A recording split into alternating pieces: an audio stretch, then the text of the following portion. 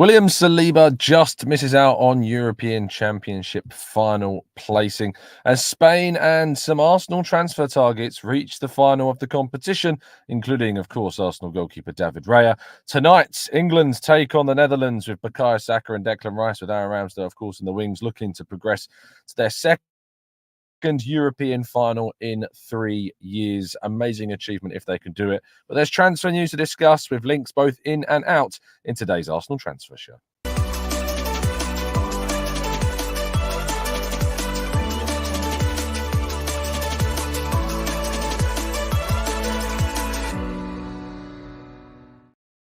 Hello and welcome to the Gooner Talk, back again with you guys for another episode of what is the Arsenal Transfer Show, joining you every single morning at 8 a.m. UK time. Thank you as always for joining me and making this a part of your morning routines. It is incredibly appreciated. I hope you had a fantastic week so far.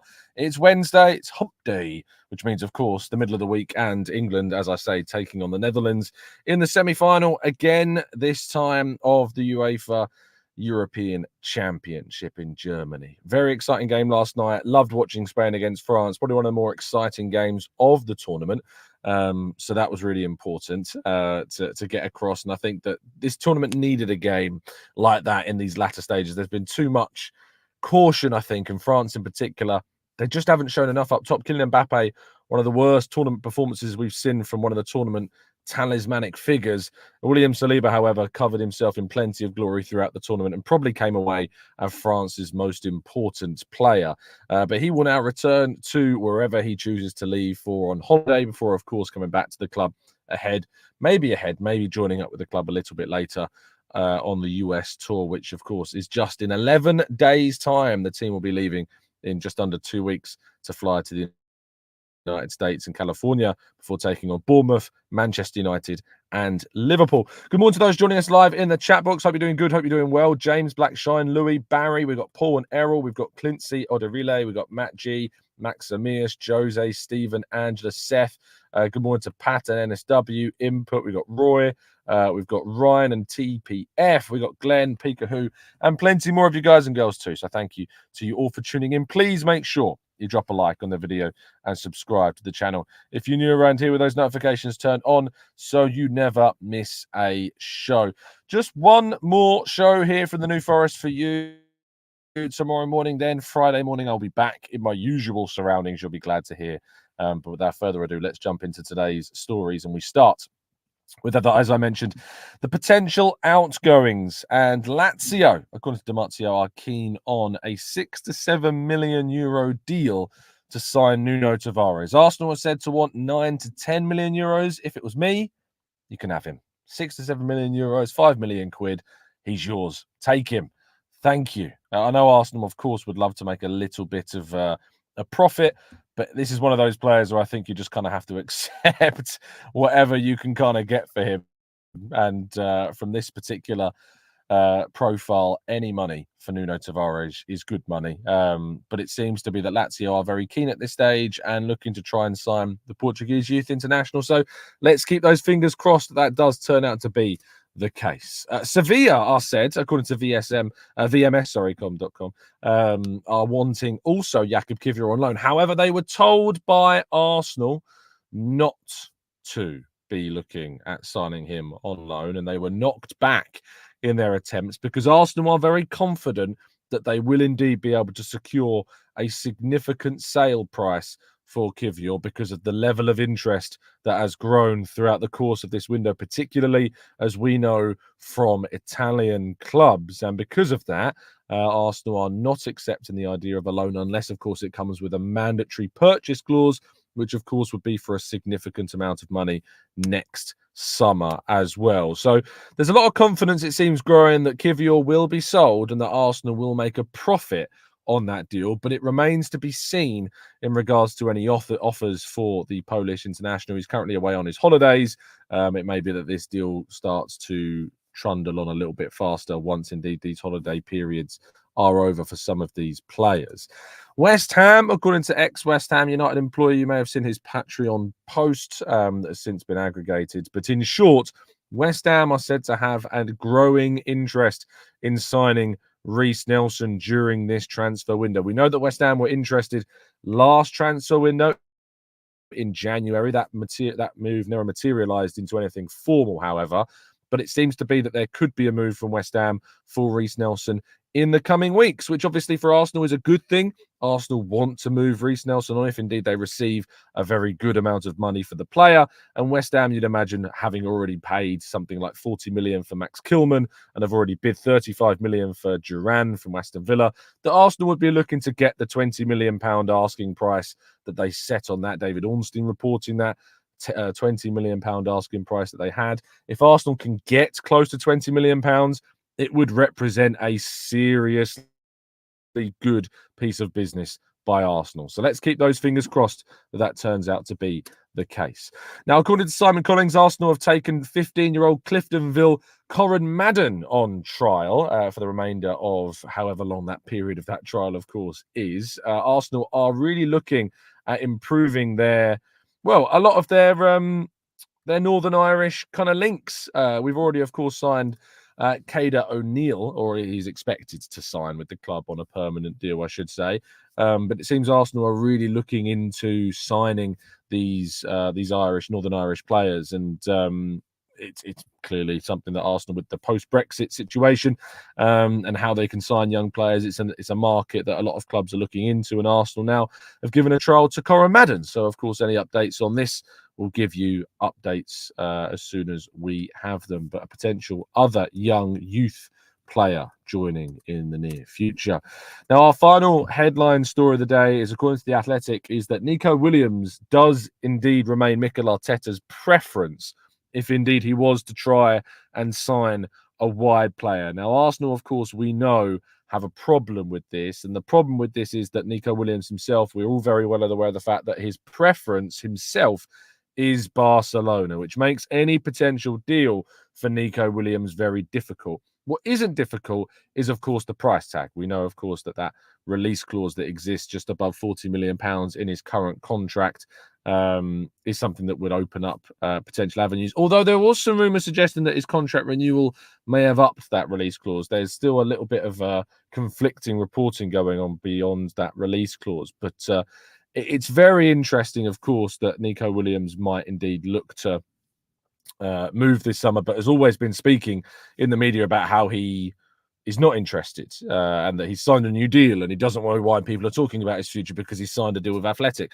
But I just think that these are kind of the words of a player that ultimately still ends up moving in a window, especially after a very good summer tournament, which, of course, Nico Williams has enjoyed to the max, helping them reach the European Championship final for the first time, I believe, since that 2012 victory where Spain beat Italy very handily. So we'll have to wait and see if indeed this turns into anything more than just Arsenal's and Mikel Arteta's preference. But Nico Williams, don't make any bones about it, would be an excellent addition to the club and a competitive option on both the left-hand side and the right-hand side, and potentially even through the middle where he can play and has played as well at a very restricted number of games. But his versatility would be very much appreciated by Arsenal, but it's a very, very difficult deal indeed, and I don't necessarily have too many high hopes of it happening. But let's go to part two and your questions right after this.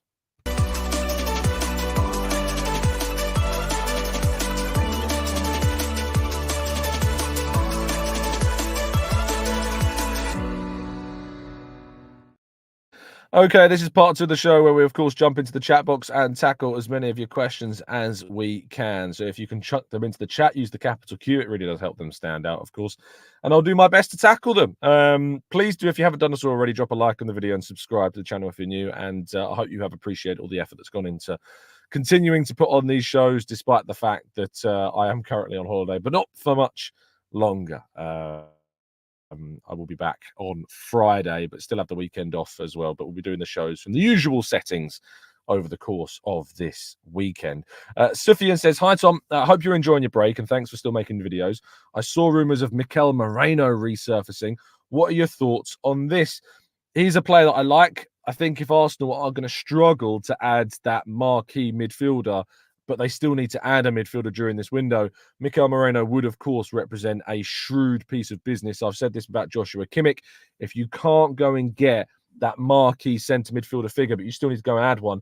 Bring in a player with experience, bring in a player that can add quality in the short term, but doesn't stop you from signing somebody, of course, with Partey potentially leaving, with Jorginho potentially leaving as well next summer, doesn't stop you from going out and signing a player of real quality in the not so distant future, if indeed that player is not available now. So Mikel Moreno, I'd be welcoming that deal with open arms, but obviously I'd prefer Arsenal find that marquee interest. Bailey says, hi Tom, it's my birthday today. What's the best Arsenal related gift you've ever received? Bailey, massive happy birthday to you, and I hope you enjoy your day. The best Arsenal related gift I've ever been given. My other half's parents gave me a black t-shirt with a Thierry Henry celebrating the North London derby goal, where you remember he run the length of the field, skipped past about 7 players, moved to the left-hand side and left-footed strike into the bottom left-hand corner. You may remember that goal, but you may remember, of course, the celebration more so, where he slides on his knees. And it was a black t-shirt, and you get the little badges like this one. It's a tiny little Thierry Henry knee sliding. It was a very, very, classy piece of attire. And that's probably the best Arsenal-related gift I've got. My other half did get me a birthday message from Arsene Wenger. I know a lot of people get that. Very thoughtful indeed, and that certainly was very nice. So yeah, there's a few, but I think there's probably loads of Arsenal-related gifts that you could get. My first Arsenal shirt was the 2005-06 away shirt, the yellow kit, the Galactico Thierry. I mean, I was only 11. No, 12. I was 12 at the time, and Arsenal shirts are very expensive, so I didn't get my first one until I was about 12 years of age. But that was my first Arsenal shirt, quickly followed by the burgundy last Highbury home kit. Were my first years of getting kits. But there you go. But thank you.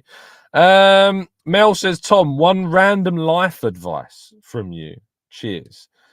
Random life. Oh God, we're going into therapy territory now. Random life advice. I mean, my life motto is very much nothing ventured, nothing gained. But I think that I always say that you need to chase what you enjoy. This doesn't mean just quitting your job if you can't afford to do that and chasing something better. I hate those phrases. They're just like, just quit your job, just do something different, or just be happier. Like, these are terrible pieces of advice. You need to put in the work to put yourself into a position where you can chase a dream, where you can enjoy what you do. So ultimately what I did whilst I was teaching, I was doing a lot of stuff for free on the side. I was building the channel, doing loads of just building up a portfolio of work, so that one day I was able to be in a position where I could leave what I was doing and wasn't necessarily enjoying as much, and try and chase a dream to make, covering Arsenal a reality. So my advice to people is put in the work as soon as possible, so that you can put yourself into a position where you can chase something that you really want to do. So that would be my advice to people, is that, don't skimp on the hard work. People say work smarter, not harder. And I think that's got a lot of merit to it, but you still got to work hard to where you want to get to, where you want to be. And it's not easy, that's for sure. Cactus Jack says, what's happening with Calafiori? I thought 24 to 48 hours was the timeline, and still we've got no news. Could this not be happening? Of course, these reports of 24 to 48 hours did come from Italy. And as we say, we always like to take a little bit of pinch of salt with our Italian sources, as we do. I think that what's more likely is we see Arsenal do get this deal done. Certainly my instinct is that this deal would be something that Arsenal do get done, barring any real twists in the deal. But of course, the player is currently on holiday after completing his time with the Italian national side. It might be that him being on holiday delays this deal a little bit, and that eventually we get it done. But there's a lot to be said. I think David Ornstein spoke about this deal, and that there's still some complications with the move in terms of, convincing everybody at the club that he's the right player. His injury record in the past, I think, raised a few flags, and Mikel Arteta is the guy. The real driving force behind this signing seems to be Mikel Arteta. So whilst there's a bit of pinch of salt, if you like, with those 24 to 48 hours, I think it's worth bearing in mind that that obviously these things take a little bit more time. A lot of you people are saying that Ornstein has tweeted. Yes, he has. David Ornstein live. An Orney bomb dropping. Arsenal make opening offer for Wolves goalkeeper Dan Bentley. Proposal immediately turned down, well below Wolves' valuation of important squad member. Arsenal targeting 30-year-old Englishman as third choice to strengthen the ranks in pre-season and beyond. So some breaking news for you this morning. In fact, shall I share the screen so people know that, of course, this is this did drop indeed whilst we were live. So I'll get that David Ornstein tweet up for you on the screen so you can all see it. Share screen. Thank you very much. Share tab. David Ornstein. There it is. So yes, David Ornstein reporting here. Opening offer for Wolves goalkeeper Dan Bentley. Proposal is immediately turned down. We don't know the specifics of this deal. But what we had heard from Alan Nixon, who previously reported that there was a £1 million valuation on the deal. Dan Bentley only has 1 year left on his contract. It's worth bearing in mind. Just having a quick look at the article post itself.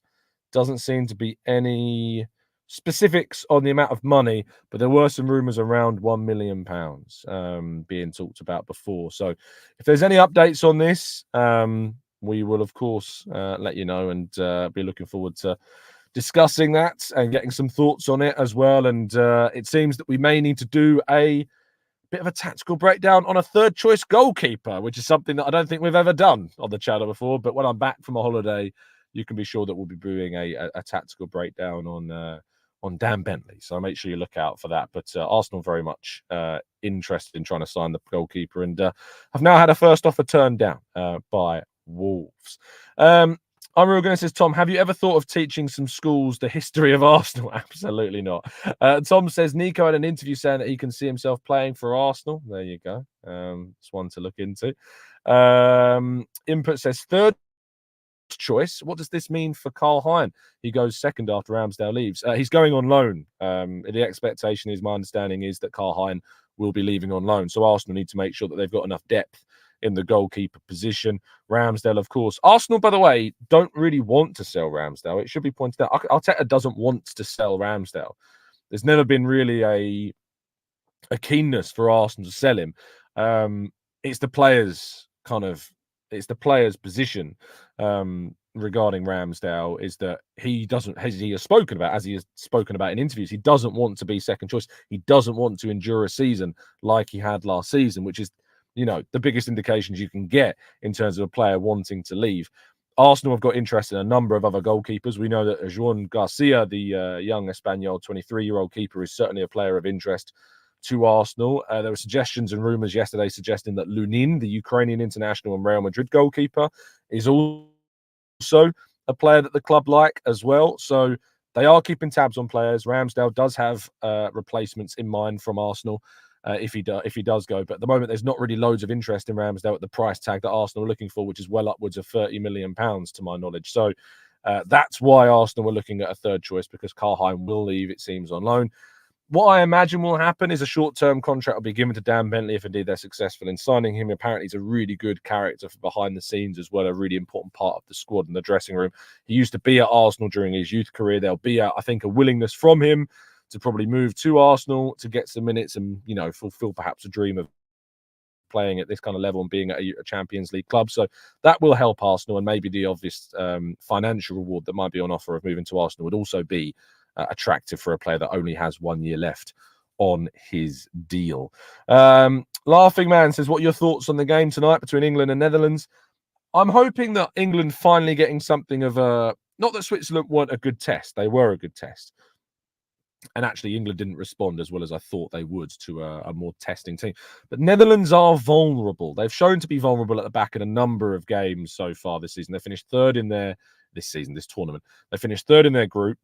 And I think that England have got a really good chance, of course, of causing them problems. But unfortunately, England never really deliver what you expect of the quality that they possessed. And so nothing is ever guaranteed. Nothing ever can be too confident with England. But I am, I'm hopeful that England will reach back-to-back European finals, despite, of course, the restrictions that we talk about on a daily basis when it comes to England regarding the manager. But hopefully they can go all the way and bring home the trophy. That's what we're all hoping for here in England, at least.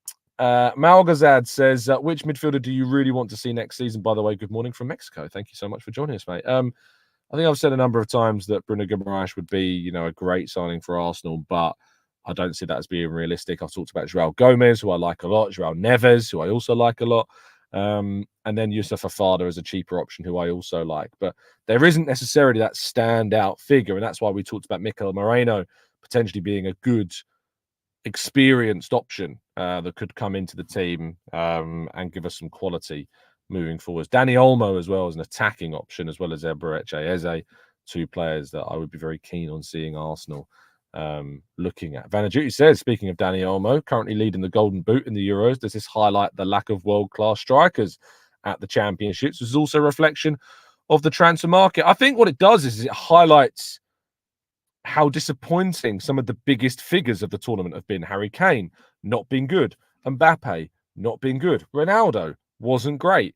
These nations that have lacked those clear-cut centre forwards. I mean, Havertz was one of the highest scoring centre forwards at the tournament. And he only got a couple of goals, I think, but I think both of them were penalties as well. So it just goes to show kind of this tournament has not been a strikers tournament at all. So there you go. Duncan says, Tom, you inspire me to have my own talk show. You're always talking about the situation that is, and I love that. Well, Duncan, as I say, the only person stopping you from starting your own show is you. So I always say to people, if you want to do something, go and do it. It's not going to be done by itself. It's not going to happen by accident. You got to go and make it happen. So go and do it. I recognize that this is a bit of a shorter show than usual, but I made the mistake of not charging the laptop last night, and I can't charge the laptop in the car. So I am running a bit low, and I do need to upload this to the audio platforms as well. So I hope you forgive me that's being only a 20 or so minute episode this morning, but I will be back with you tomorrow, hopefully for a much longer episode, talking about, of course, the ramifications from tonight's game between England and the Netherlands. Any further updates, of course, with Arsenal in the next 24 hours, we will discuss in more detail, including any fallout from this rejected Wolves bid for Dan Bentley. And then, of course, any further updates on Calafiori and other transfer targets, both in and out. Please make sure that you drop a like on the video and subscribe to the channel if you are new around here with those notifications turned on, so you never miss one of our shows. And when I do get back, I'll be looking forward to doing more shows, of course, not just the 8 a.m. shows, but the evening shows that will be coming for you as well. So please do sit back, relax, and enjoy the rest of the content. If you want to get educated on Ricardo Calafiori, you can with our tactical breakdown. And I think we're going to have to do another breakdown very soon on another couple of players, potentially, including Dan Bentley of Wolves. So make sure you tune in and have those notifications turned in for that. Stay safe, stay well, stay happy and respectful. And as always, up the Arsenal.